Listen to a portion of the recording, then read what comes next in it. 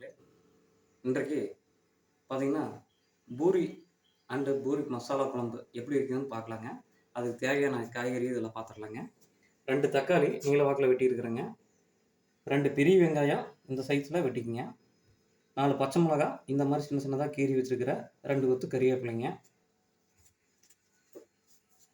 Pass பண்ணு. 3 spoon கடலெண்ணெய் ஊத்திட்டேங்க.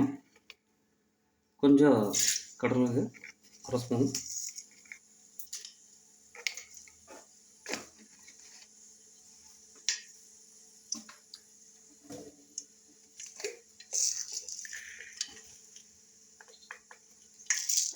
உளுந்து பருப்பு ஒரு 1/2 ஸ்பூனுங்க.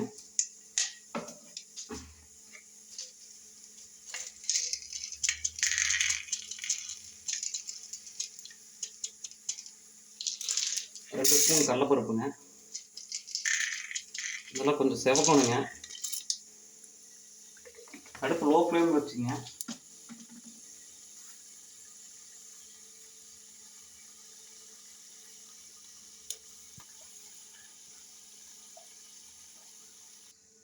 வெங்காயம் போட்டுக்கலாங்க.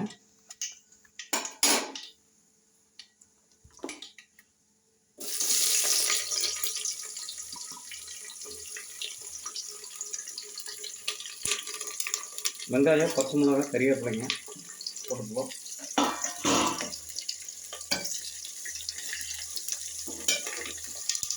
ஒரு 2 நிமிஷம் லோ ஃப்ளேமில் நல்லா வணங்கணுங்க.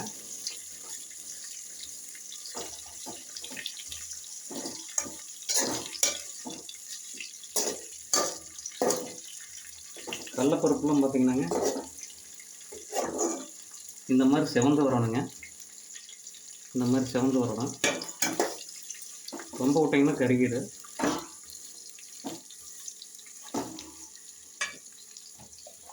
லைட்டாக கல் போடுறேங்க. தூள் போட்டுக்குங்க. எதுக்காகன்னு கேட்டிங்கன்னா நல்லா காயெல்லாம் நல்லா வணங்கு. அதுக்காக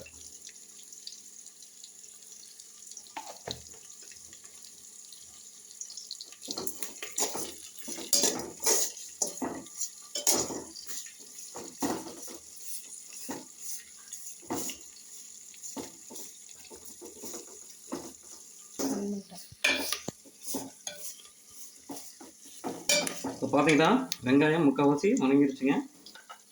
ஒரு 1/2 டீஸ்பூன் மஞ்சள்தூள் போட்டுக்கலாங்க.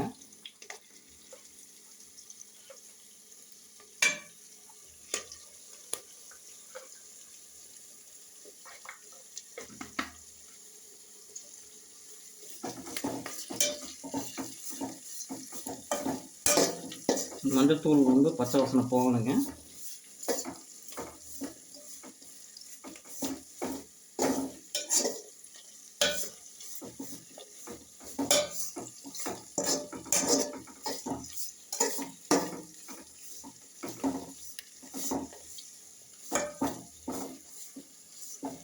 இந்த ஒரு 1 நிமிஷம் நல்லா வதக்கிங்க.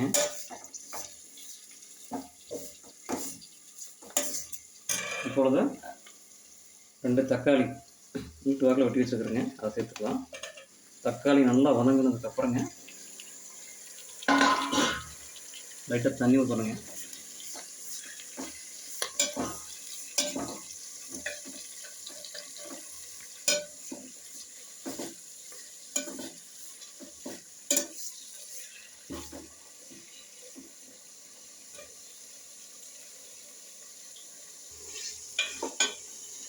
இப்போ பார்த்தீங்கன்னா தக்காளி நல்லா வதங்கிடுச்சு. இதோடு பார்த்தீங்கன்னா ஒரு 2 ஸ்பூன் கடல மாவு எடுத்து நல்லா தண்ணியில் கரைச்சி வச்சுருக்கிறேன். உங்களுக்கு தண்ணி எந்த அளவுக்கு வேணுமோ அந்த அளவுக்கு வச்சுங்க. ஏன்னா நான் இங்கே கிட்டத்தட்ட பார்த்தீங்கன்னா உருளைக்கிழங்கு பார்த்தீங்கன்னா ஒரு 1/2 கிலோவுக்கு மேலே வேக வச்சு சின்ன சின்னதாக கட் பண்ணி வச்சுருக்கிறேன். நான் இதோடவே இந்த பச்சை பட்டாணி கொஞ்சம் போட்டுக்குவேன். அது ஆப்ஷன் தான். உங்களுக்கு வேணும்னா பச்சை பட்டாணி போட்டுங்க. எனக்கு பச்சை பட்டாணினா கொஞ்சம் ரொம்ப பிடிக்கும். அதனால் நான் பச்சை பட்டாணி போட்டுக்குவேன். இப்போ ஹை ஃப்ளேம் வச்சு கடல மாவு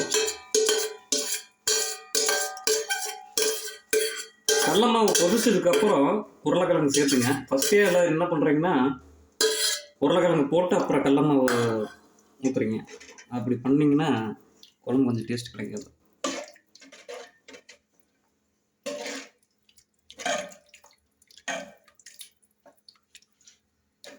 இது நல்லா கொதிக்கட்டுங்க.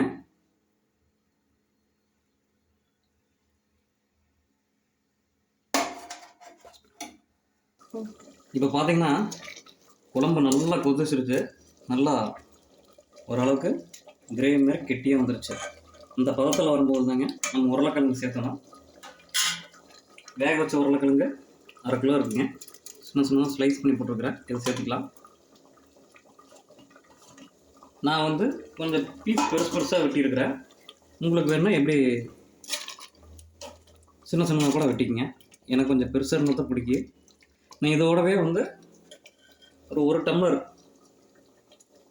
பச்சை பட்டாணி வேக வச்சு வச்சுருக்கிறேங்க. நைட்டு ஊற வச்சு ஒரு 6 விசில் விட்டு வேக வச்சுருக்கிறேன். பச்சை பட்டாணி பார்த்திங்கன்னா இந்த அளவுக்கு வெந்திருக்கு. இதை நான் இதோட சேர்த்துக்கிறேன். இது ஆப்ஷன் தான், எனக்கு இது கொஞ்சம் பிடிக்கும். இது ஒரு 2 நிமிஷம் கொதிச்சுன்னா போதுங்க. அடுப்பு ஆஃப் பண்ணிடலாம். அடுப்பு ஆஃப் பண்ணுறதுக்கு முன்னாடி கொத்தமல்லி தலையெல்லாம் போட்டு தூவிட்டோம். கம கமன்னு பூரி மசாலா குழம்பு ரெடி. இது ஒரு கொதி வந்தால் வேலை முடிஞ்சதுங்க.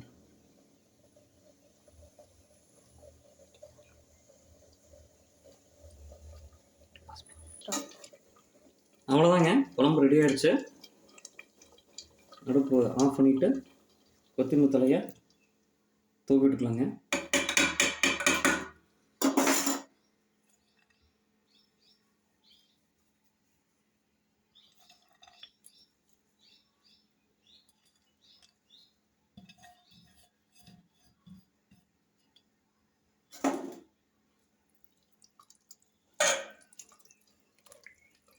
ஆஹா, கொத்தமல்லி தழை போட்டதுக்கப்புறங்க அந்த கொத்தமல்லி தழையோட ஃபேவர் செம்ம வாசம் அடிக்குதுங்க.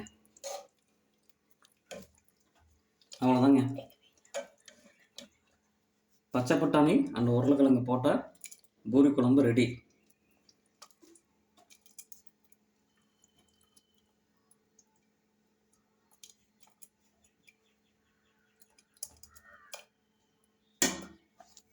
ஆட்டாம்படு. அவ்வளோதாங்க, பூரி குழம்பு மசாலா ரெடி. அடுத்தது பூரி ப்ரிப்பேர் பண்ணுறேன். நான் அதை வீடியோ எடுத்து போடுறேங்க, அதை பாருங்கள். எப்படி குழம்பு எப்படிப்பா இருக்கு? பூரி இல்லாமல் குழம்பு இவ்வளோ டேஸ்ட்டாக இருக்குங்க. இந்த குழம்பே சாப்பிடலாம் போல பூரி இல்லாமல். நீங்களும் செஞ்சு பாருங்கள், ட்ரை பண்ணி பாருங்கள். சூப்பராக இருக்குங்க. நான் பூரியோடு சாப்பிட்டேன்னா நல்லா இதுக்கு டேஸ்ட்டாக. நன்றி, வணக்கம். இந்த வீடியோ பார்த்தீங்கன்னா ஃபேஸ்புக்கில் ஸ்ரீனிவாசாங்கிற பேர்லேயுங்க, இன்ஸ்டாகிராமில் சாம் ஸ்ரீனிவாசாங்கிற பேர்லேயும் வருங்க, யூடியூப்பில் ஸ்ரீனிவாசனுங்கிற இதில் பாருங்கள். நன்றி, வணக்கம்.